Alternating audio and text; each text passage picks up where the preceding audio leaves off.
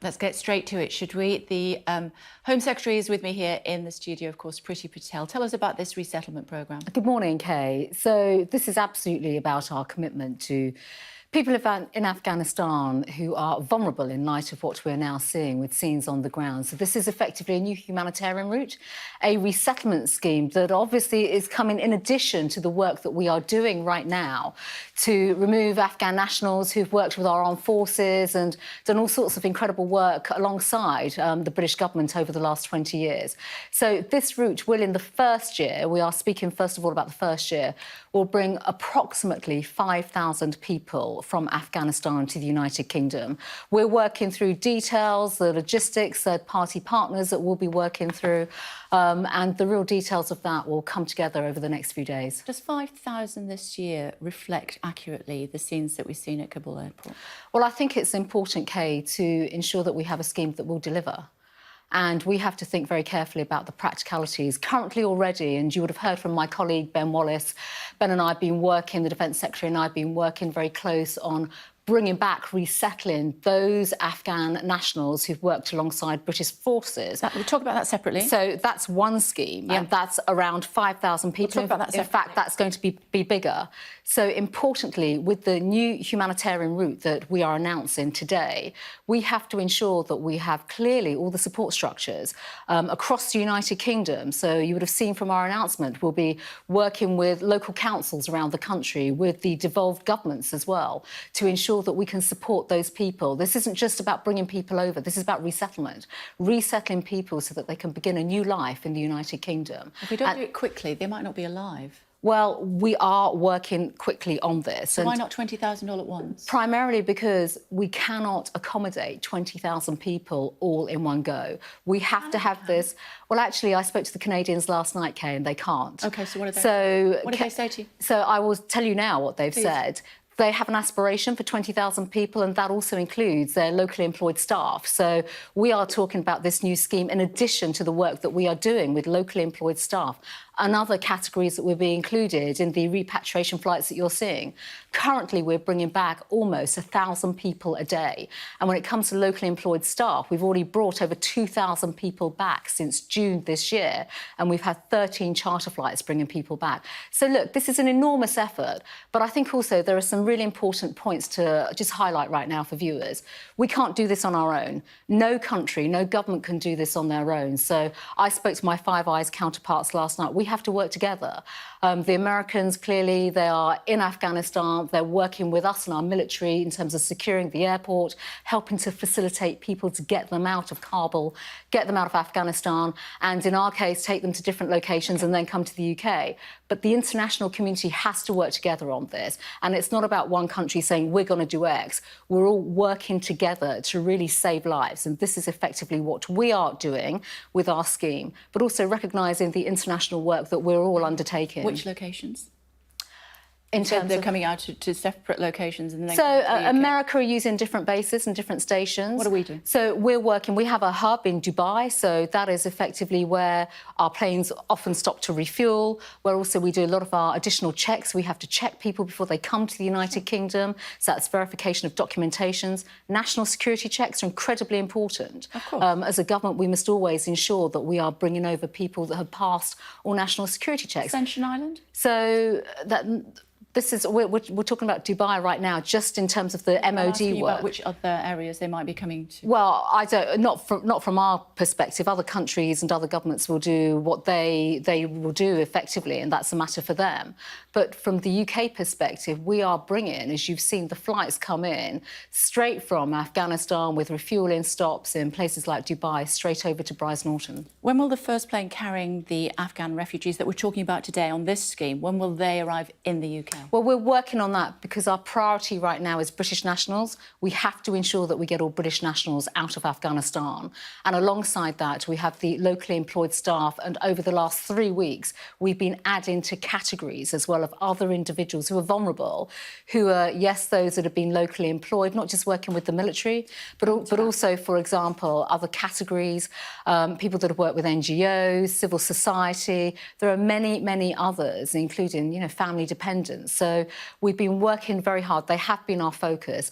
And as I've already said, Kay, our plans right now, they are being developed because we have to ensure that we've got the accommodation for them when they come here, and that also we have the right civil society partners to ensure that the scheme comes together. When do you anticipate the people that we're talking about right now, these Afghan refugees, as part of the 20,000 in total, when do you expect the first of those to arrive in the UK? Well, we're working through that right now. I'm not going to give you a date, but you don't know at this stage. Well, it's not a case to say you don't know if you don't. Well, actually, we're working through it, so I'm not going to give a date and pluck one out of thin air. We're working with partners, and you've already heard me saying there'll be a call to local authorities around the country and many other partners that have experience. I think it's important to say, as a country, we've done phenomenal work when it comes to resettlement schemes. When you look at the Syrian Vulnerable Persons scheme as well, that included community sponsorship, all sorts of third-party organisations in communities that welcome refugees, resettle them, but also we have to put the welfare support, the education support, and all the other wraparound support services, and that's what we're working on right now. So how are we going to get these people out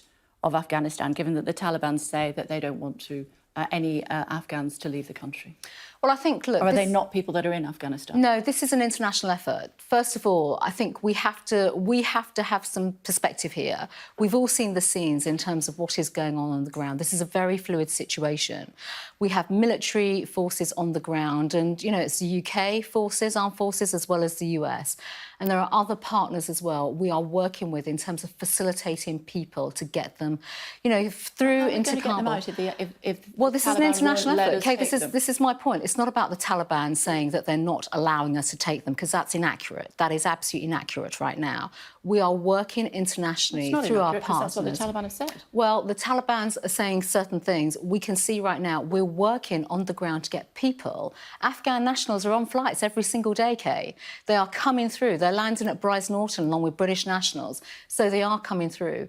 It is a logistical operation through military partners and other partners on the ground to ensure that we get people out, and there are plans in place to do that. So this is not clinical at all. This is difficult. It is involving a lot of resource on the ground. Of course, and it's a very complicated, fluid situation. But it's also a fluid situation. Yes, indeed. What about the Afghan nationals who've managed to leave the country and go to third-party countries like, I don't know, Pakistan? Will they be counted as part of these 20,000? Well, look, we're going to work across the board, and we're working with all international partners. So you'll be very aware. You've just raised Pakistan. Our Prime Minister has already been in touch with Imran Khan, the Prime Minister of Pakistan.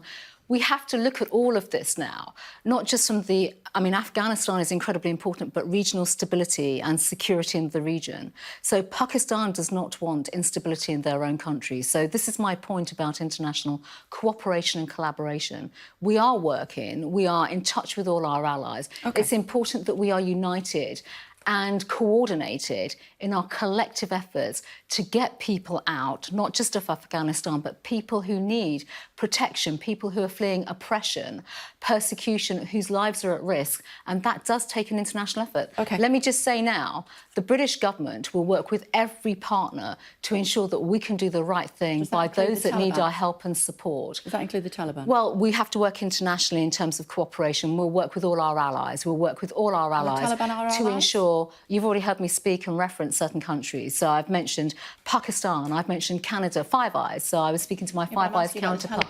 Are they well, we have to work with all partners, international partners, I should say, that have worked in the region to bring stability and security and to bring protection. Let me ask about and we will continue to do that to also help to save If I may, lives. we only have a limited amount of time. What about the Afghan nationals who've recently crossed the Channel and have found themselves seeking asylum in the UK?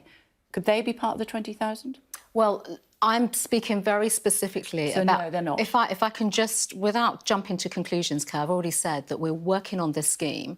Our priority right now, with the new scheme, with the 5,000 specifically, we do want to prioritise women, girls and the most vulnerable, persecuted minorities. When it comes to others that have come through illegal migration routes, we will have to look at those cases in the way in which we do anyway, through the asylum system. We are reforming the asylum system.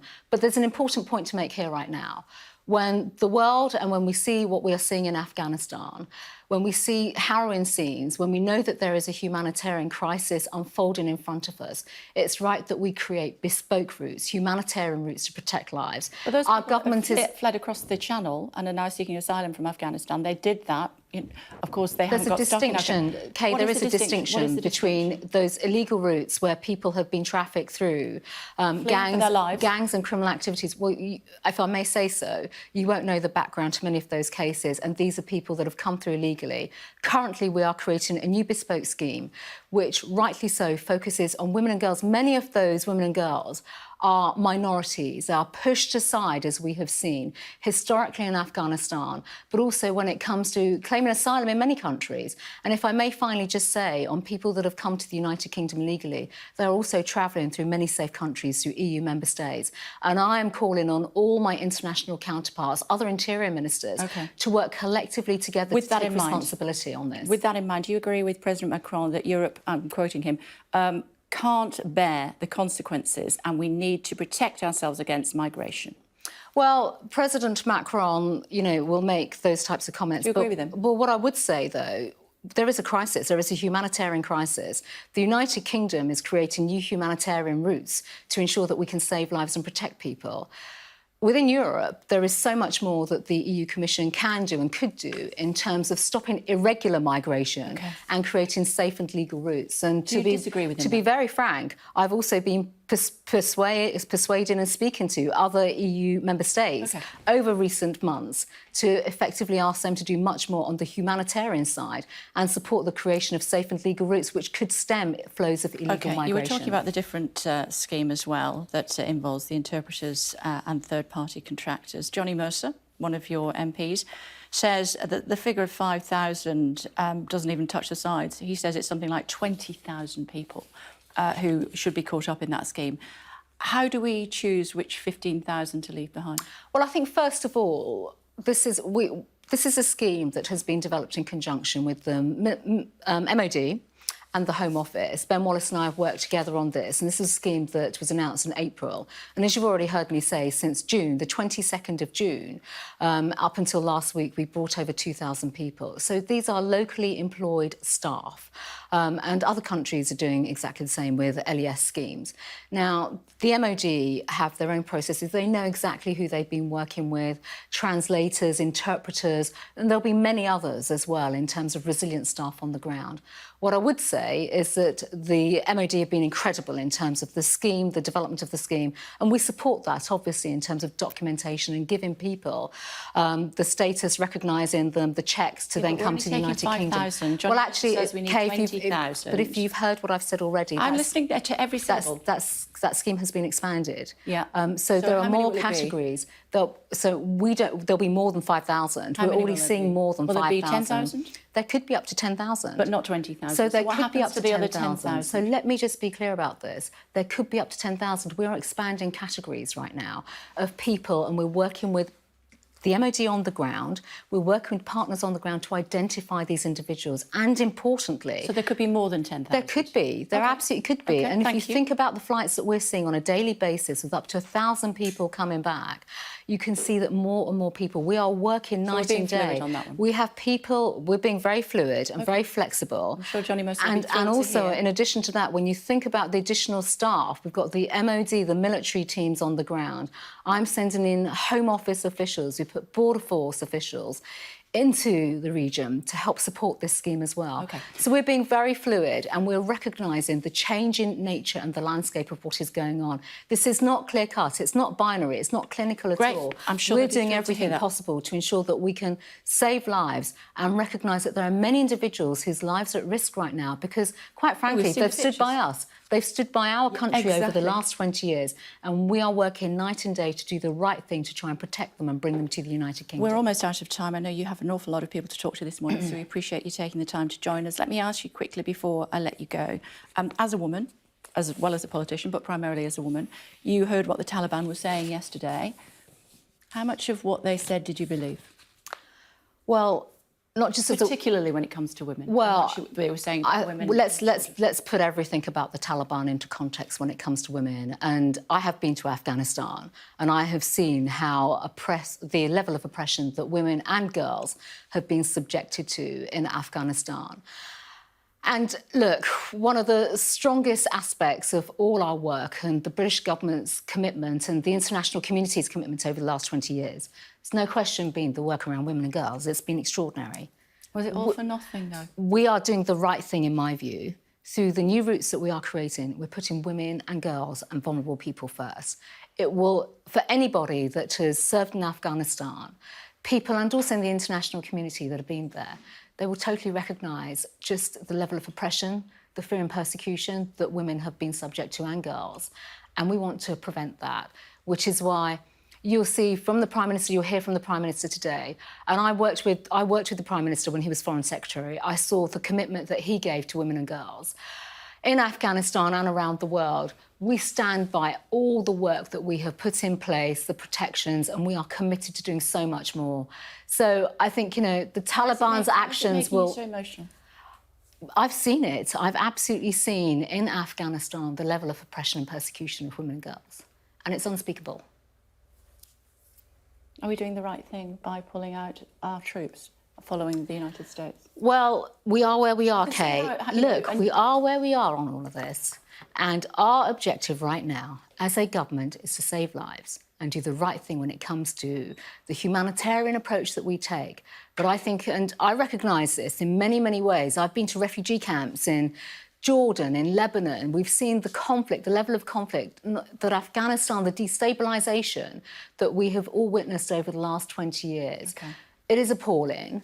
We want to save lives. We stand by that. We stand by those women and girls who've been subject to oppression and persecution.